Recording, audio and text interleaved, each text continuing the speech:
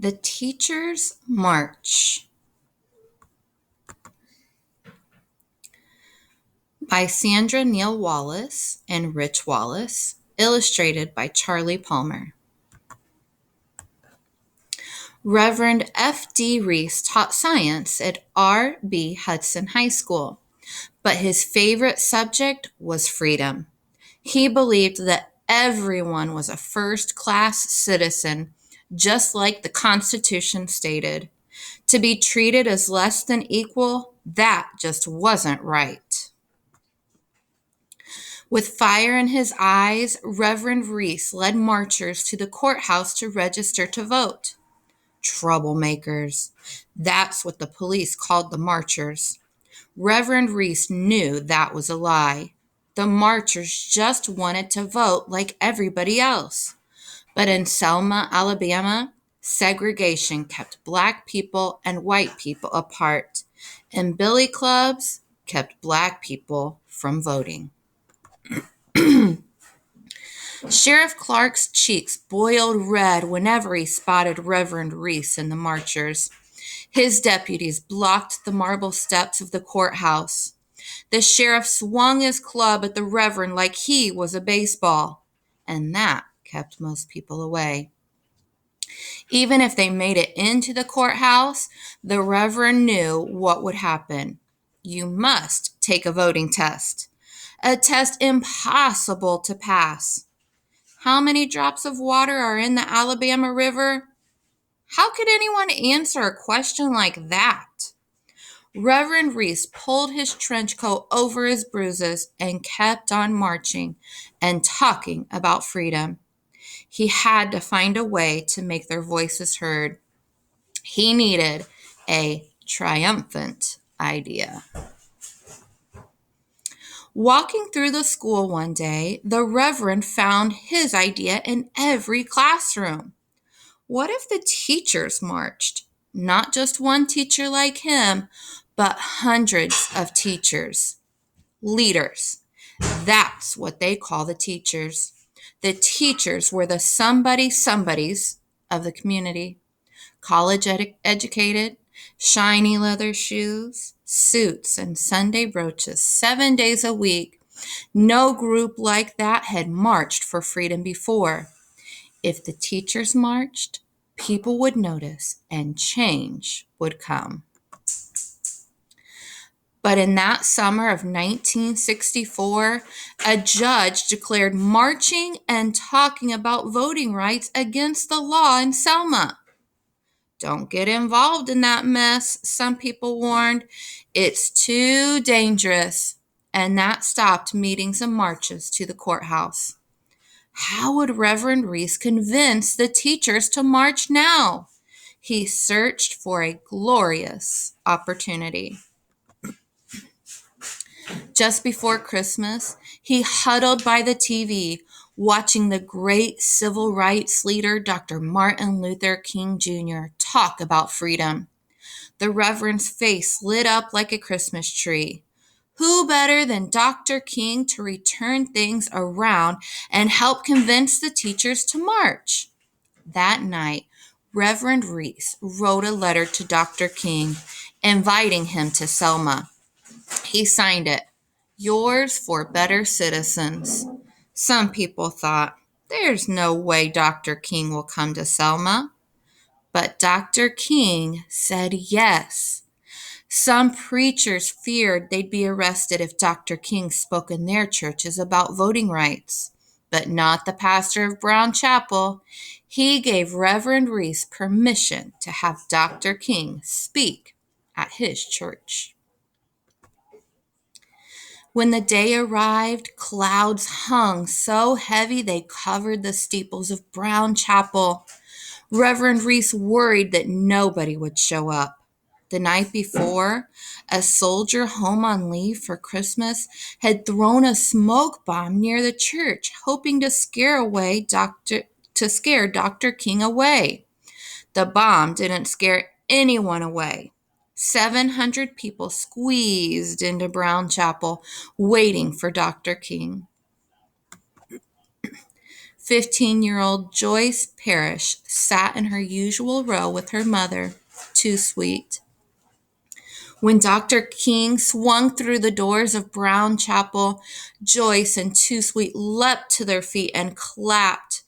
Dr. King said people shouldn't be afraid of being arrested. They should go to jail by the thousands to defend the right to vote. And he wasn't just talking about committed marchers like Reverend Reese. He meant everybody in Brown Chapel. At the next meeting, Reverend Reese spoke to the teachers filling the church pews. He told them about his triumphant idea. We're not just teachers in the classroom, but leaders in the community, he proclaimed. People are looking to us to give leadership. We are going to march. The teachers fidgeted as if they hadn't heard. Some sat still as statues. When time got this quiet, Reverend Reese always said, you could hear a rat walk on cotton. I'll believe it when I see it, grumbled a churchgoer. Teachers may be the somebodies, and they taught school to thousands of kids. But when it came to marching, they didn't have the courage. That's what people whispered. Reverend Reese noticed that the teachers were afraid. He knew what they were thinking. If we march, we could get arrested. We could go to jail. We could lose our jobs. Teachers had to be sensible. The white superintendent of schools hired them because they had the good sense not to march. But if the teachers didn't march, nothing would change. The Reverend needed a guarantee from the teachers. Fast. He waved a sheet of paper in the air. If you will participate in a teacher's march, sign this list, he urged. Show up and show out. Reverend Reese explained that if both parents taught school, then only one would march. That way, somebody could take care of the kids if the other parent went to jail. So where did that leave Too Sweet? She taught school, but she was also a mother, the only parent, period. There was Joyce's grandmother who cooked the food, but Too Sweet earned the money for it. The first teacher to sign the list was Coach Lawrence Huggins. He was tired of telling kids about the Constitution, freedom and justice for all, but not defending it for himself. Another teacher signed up, and another, until more than 100 teachers had pledged to march. Before the meeting was over, Too Sweet stood up. She signed her name to the list. The march was set for January 22nd. When Joyce woke up that morning, her mother kept busy in the kitchen. Without saying a word, Too Sweet put a peanut butter sandwich and a toothbrush in a brown paper bag. She'd need those things in jail. The teachers had promised Reverend Reese they'd march to the courthouse that afternoon. But Joyce grew worried. Would Too Sweet be coming home that night? Joyce grabbed her mother and held her tight. Later that day, Reverend Reese waited by the steps of the school with his list of names. Classes had ended, but the teachers weren't lined up. Had they changed their minds?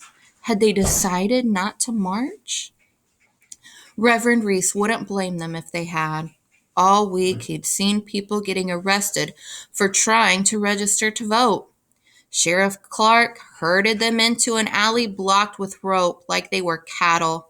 He locked them in jail. Even Dr. King was beaten and bruised. If that could happen to a somebody like Dr. King, would the teachers be brave enough to march? The wind rustled Reverend Reese's list of names, but he kept his eyes on the school doors. He had faith in the teachers. They'd given him their word. They'd signed the list, but he was standing alone. Suddenly, the doors burst open. One teacher walked out, then another. They held toothbrushes in the air, ready to go to jail for freedom. Soon, 104 teachers strutted down the steps, their toothbrushes gleaming like swords in the Selma sun. "The teachers are going to march," kids shouted, rousing people from the neighborhood. Reverend Reese called Coach Huggins to the front of the line. Coach was strong and fearless. He taught weightlifting to the football team and was in great shape. Reverend Reese wanted him close by in case there was trouble. Whenever anyone marched, there was bound to be trouble. "Could you believe it?" grown-ups murmured, rushing from their homes. "The teachers are gonna march." Reverend Reese told the kids to wait at Brown Chapel, but Joyce passed nervously along the sidewalk, searching for Too Sweet. Would her mother be safe? If Too Sweet went to jail, there'd be nothing but free. If Too Sweet got fired from her job, they'd be asking for handouts, food, clothing, everything. "We are going to keep walking until we have reached the courthouse," Reverend Reese reminded the teachers. 2 by 2, they started marching. The Reverend walked in front, his hands clenched in his trench coat pockets. Coach Huggins, tall and strong, Too Sweet, poised and defiant. Teachers, young and old, clutching paper bags filled with sandwiches for jail. The teachers didn't breathe a word. They didn't smile or sing freedom songs, but you could hear the courage in their leather shoes churning up the red dirt road and see the bravery behind their Sunday brooches catching the light of the sun. When the teachers reached the white section of town, red dirt changed to pavement. Crowds gathered like storm clouds. Shoekeepers hurried out of their stores.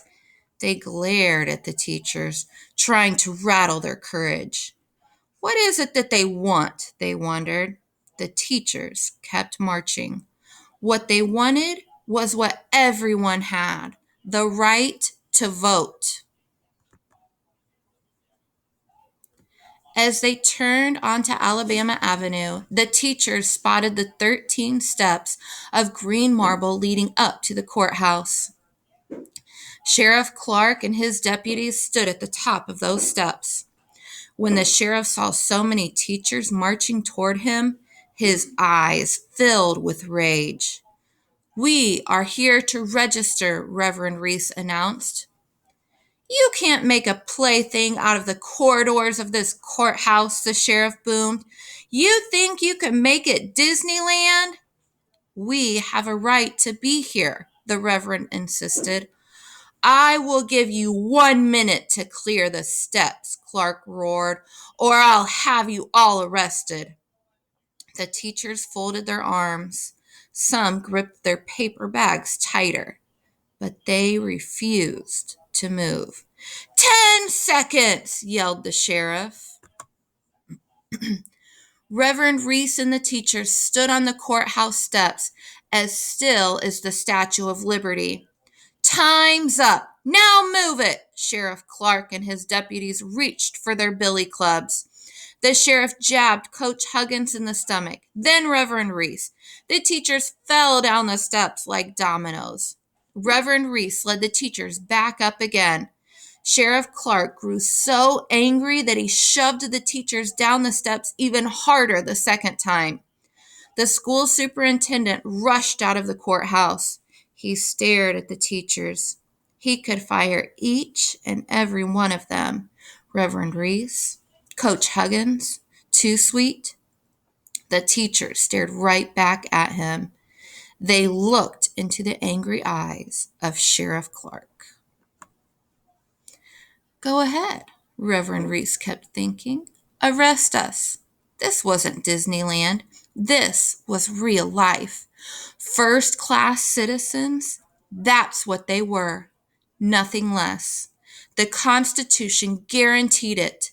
They'd stepped out for their right to vote, ready to be handcuffed, ready to lose their jobs for the right. But if the superintendent fired every teacher lined up at the courthouse, who would teach the students? He would have to shut down the schools. Then he would be out of a job. Reverend Reese knew it. So did Sheriff Clark. The sheriff put away his billy club. The handcuffs stayed clasped to his waist. Reverend Reese and his triumphant idea had gained a glorious victory. Although the teachers didn't register to vote that day, the sheriff had the good sense not to arrest them, and the superintendent had the good sense not to fire them. With their heads held high, the teachers walked proudly to Brown Chapel. The church thundered with the sounds of young voices singing freedom songs. "The teachers are coming back," somebody shouted. Everyone stood and sang louder. Joyce couldn't see the teachers, but she cheered anyway for Reverend Reese, for Coach Huggins, for Too Sweet.